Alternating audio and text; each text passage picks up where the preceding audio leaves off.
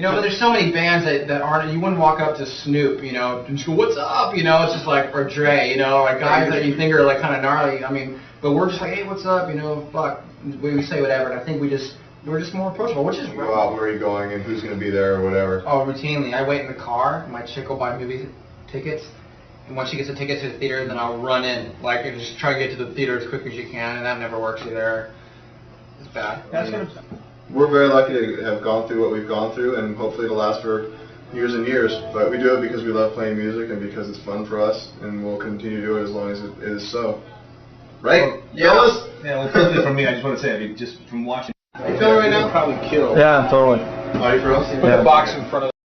Tom and I are always trying to outdo each other on stage, and I think that our stage show has not changed at all just because we've always said stuff like that. I mean, maybe things have gotten incrementally worse as we've gone on because the things that offended people 5 years ago don't like even affect me now. I mean, we used to think, actually I think it has, when we first started playing, we get up on stage and start talking about masturbation, and oh my god, we thought we were like so racy, and now we go up on stage and start talking about Satan fucking little girls and little dudes, and I mean, it's gnarly now. I mean, it gets bad. And we just, I mean, even from the beginning of a tour to the end of the tour, like you can see, like when we're listening back to the tapes from all the shows on the Mark, Tom, and Travis show tour, and we started off talking about one thing, and then as every night goes by, Tom and I will try and outdo each other on stage with the most outrageous thing you can possibly say. And by the end of the tour, wow, I mean, I feel sorry for the people that live like in the southeast because that's where we normally end our tours. So people in like Houston and like Louisiana and stuff, yeah, it's not good. But not much has changed. The stage shows, like Mark said, are the same. And I mean, the biggest thing that's changed for us personally is just, you know, obviously we're living more comfortable than we were, you know, 5, 6, 7, 8 years ago when we were sleeping on people's floors. All three of us, you know, have a place to live, and we're able to afford the lives of 2 beautiful dogs each. Actually, you have 3. Don't you? Travis has 3. Success with us or not. But the point is, you know, people know who we are. I bet if Kobe Bryant showed up at the punk show, he wouldn't get heckled. Because he's like way bigger than everybody. But yeah, you know, I would love to go see shows still, but I can't. You know, I can't if I have a wig and a big 70s mustache or, you know, handlebars. You know, but maybe that's more obvious. That's really probably that, and just cruising around on a weekend, going to just going to like a mall or like any place where there's people. I mean, I don't know. That's something you really want to do still? I just want to be normal. I'd rather just be able to cruise and go anywhere without being bugged and hassled. I mean, because you get all different types of people. You get people that are freaking because they see you, people that really like you, want an autograph, people that'll stare at you that you don't know what they want, and there's people that actually just want to throw things at you, and others, and you know, it's just like this big group of it. You don't know what anybody's intention is, but they all know you, and you don't know anybody, and you're just there to get like a Slurpee, you know? So it's just kind of like, all right. Dude, okay, here's the worst case scenario. Right after End of the State came out, it was super late at night. I wasn't feeling so well. Oh no, this is a bad story. And I'm all, you know, I've been homesick all day, and like just no product in my hair. When I don't have stuff in my hair, I get like the white man's afro. It's really gnarly. So I'm gonna go to a taco shop, and it's like 1 o'clock in the morning. There's no possible way that anybody will be there. And I'm listening to our CD, and I was stoked the way it was sounding. I was listening to something, so I had it turned up really loud. So I pull into the taco shop in my pajamas, blasting our CD with the window down at 1 o'clock in the morning, and then I realized it's a Friday night. It's totally packed. There's like 30 high school kids out there, and I peel into the parking spot. All the kids turn. I'm blasting my music, and I look, and there's a bottle on the ground. My tire hits the bottle. The air starts leaking out of my tire.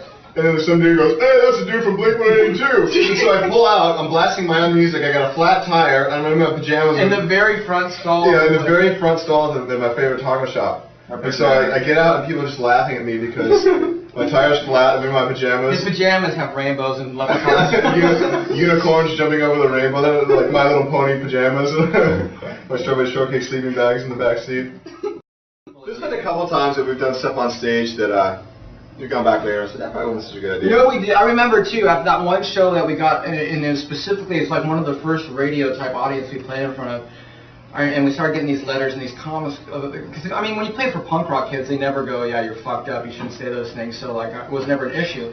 But then you play for these mainstream kids, and a lot of them got really offended over the things we said. And Mark and I were like, why are they mad at us? Guttermouth sticks drumsticks in their ass. Yeah, I saw it. We talk about looking at a girl's boobs or something, and then Guttermouth is walking around with a drumstick hanging out of the singer's butt.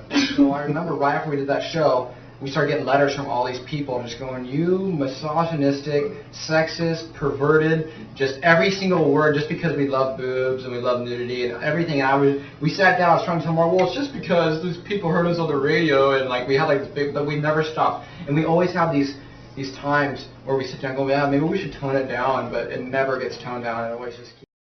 Our sensibilities are definitely different from most people. I mean, running naked through LA, well, all right, but we've done that 100 times probably on playing shows or whatever. I mean, I can point out times where Mark would jump around naked outside the parking lot of a show and down on Sunset. Remember he did that out of the whiskey? One time we played, I think it was Unwritten Law. Yeah, we played the whiskey with Unwritten Law. And, and you know, it was a sold out show, we were all excited or whatever, and this is just an indication of how, like, we used to just be naked backstage or whatever. I saw their van pulling out of the parking lot. It was super late at night, the show was already over, and so the van was pulling out. So I get naked in between these two cars, completely naked, and as their van's pulling up right in front of me, I jump out completely naked, I go, hey! No, it was more than hey. It was pelvic thrust. Oh yeah, it was hey, with like a pelvis thrust, and things were flying all over the place, and I'm standing there like, eh, and the car stops, the door opens, and the valet gets out, and he goes, what the hell are you doing? At least the real fans do, and I think it's different from most bands, and I think that I always hated bands that just sit there and play. I love bands that can play really well, so you know we try and do both. I think we do play well. And I think Travis is totally right. I think it's great because he is the complete backbone of the band, and with Travis playing the way he does, he gives a lot more leeway for Mark and I just to fuck around and play horribly bad. But I think we do play good though, and I think that us interacting with the audience and just doing our whole thing is just different, and I think it's original, and I like it, and it's fun. It's fun to do. Ourselves. If we sit here and talk about how bad we are, it's like it leaves nowhere else to go, you know? It's like what Mark always says, it's like making fun of the retarded kids, you know? You can't make fun of us. It's like making fun of retarded kids because, you know, you just can't do it. It's pointless. Mark, what's in the PlayStation? What's in the CD player? I don't bring my PlayStation on the road anymore. In fact, I stopped playing video games altogether for like the past year. Except for Dreamcast, I played a few times. But I don't listen to music, and I don't play video games out on tour at all. I get so jaded playing music every single night that I don't even want to hear music except for every now and then. So basically, I just play on my computer.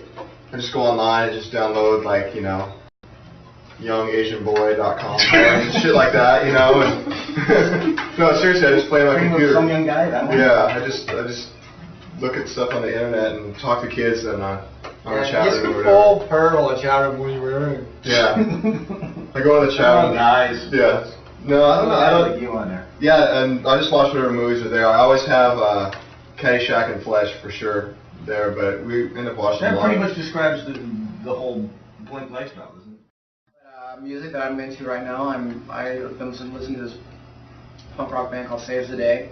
I listen to them a lot, and I listen to. I always have the same. I always have like a new punk band like Saves the Day, and then I always have a couple staple Fugazi records. A couple staple Beastie Boys records like Check Your Head, and I really like Hello Nasty. I always listen to those two, or Paul's Boutique. And then I got the new Deftones record that I've been listening to all the time, and Mariah Carey is in there every once in a while when I'm sad. Whitney. And I always bring like the old some punk rock bands that really influenced my guitar. There's always a Descendants record, a NoFX record, and a Propaganda record, and Screeching Weasel record. And I always bring my Dr. Dre, that new Chronic 2001. You know, I just relate so much to all that stuff. And then I don't know. I always end up bringing so many CDs because I've been so much more into music this year than I. Remember that one tour when you brought Enya on tour? Dude, I used to come off every single night and I'd put on Enya, and I was like, I had this Enya thing going. I was like, fuck, it's all sail away, oh, this is rap. What's in the CD player? What's in the PlayStation? What's in the VCR? Well, there's no PlayStation.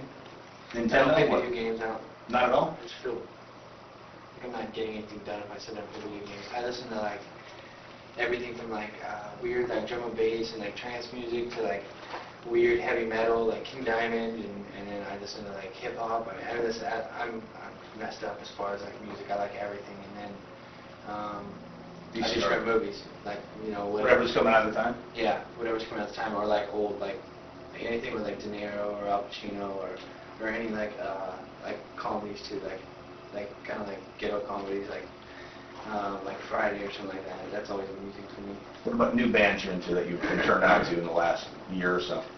Who's blowing your mind now? Really nobody. I don't really listen to a lot of new stuff. I don't really listen to like a lot of stuff that we like play like that style of music. I listen to like stuff I probably shouldn't listen to. I don't look like I listen to, but that's like kind of like, I don't know, because I get so much of this because we're always around it. We always play with bands. Like I kind of like take like inspiration from somewhere else and like be influenced by someone else. You know, I don't know. That's just the way I am. Just the way I am. Yeah. First thing and the only thing we really want to do is just have some space and hang out with our dogs and our families or whatever. But I still want to cover that Police song though. I know there's always songs that we have all these songs that we want to cover that we really like. But Why? Like, who else?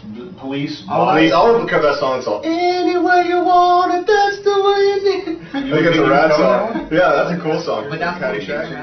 Yeah. I'm a fan of everything. I like Phil Collins. Like if I was gonna do a cover song, I think. Oh yeah. Songs, Which one? Like early Phil Collins or anything off early Phil Collins. Not like Against All Odds. days, like not Invisible Touch days, but like before. I'd rather be Against going All to Odds, Invisible stuff Touch. like that, like right? crazy. Didn't expect that of him. Hey, I just want you guys to notice that I got crap for wanting to cover one Journey song, and then Travis busts out with I like Phil Collins, and nobody even went to him at all. It's because it's Mohawk. well, I like Paul Simon. Dude, seriously. I have to admit that I liked Graceland when it came out. Well, Graceland's an amazing. What do you do with your spare time? You go, I don't know. Yeah, I'm always doing something. The only thing that I really like to say that I do as a hobby that I absolutely love is golf. I just love golf. When did you get this? Did you get this recently? Like 7 or 8 months ago, and I just am so addicted. But it's so rad because that's the only place. It's an excuse to get super drunk on a bunch of go-karts and be out on like green grass, and it's all beautiful. And you get to make fun of all of the stuck-up, pretentious golfers that are behind and in front of you that are pissed because you're hitting balls directly into them on purpose, you know. But it's fun though. I love being out there, and I love golfing. And I skateboard when I can, but I don't get to do that much. The funny thing is, like the people that you think would be dicks are actually like the nicest people. Not dicks, but like I mean, just maybe a little attitude or whatever. I mean, like Kid Rock is like the nicest guy in the whole world. Eminem's super cool. MC Proof is super cool. Travis went up on stage and played with them the other day in L.A. Who else has been really cool? Lenny Kravitz. Lenny Kravitz is super cool. Like, we were sitting at the awards ceremony the other day at MTV, and Busta Rhymes, like, we made eye contact, and the next thing you know, we're giving each other fists and like shaking hands, and I'm just going, oh my god, like, you know what I mean? Like the people that have sold Weird. the most records and have the most success tend to be the ones that are more down to earth and whatever. And people that are like just starting to up and coming or whatever have like the worst attitudes, it seems like. Yeah, because once you start selling records, I think a lot of bands, I mean, you kind of go through a phase where like you start thinking, well, yeah, we are the shit, you know. And then once you get there, you kind of realize how lucky you are to be there, and then it's all these factors that all the stars align just for you to, you know, just to get to that point. Then you kind of realize it's not because you're a rad band and everyone's in it for the same thing. They just want to have a career, and I don't know. Cool.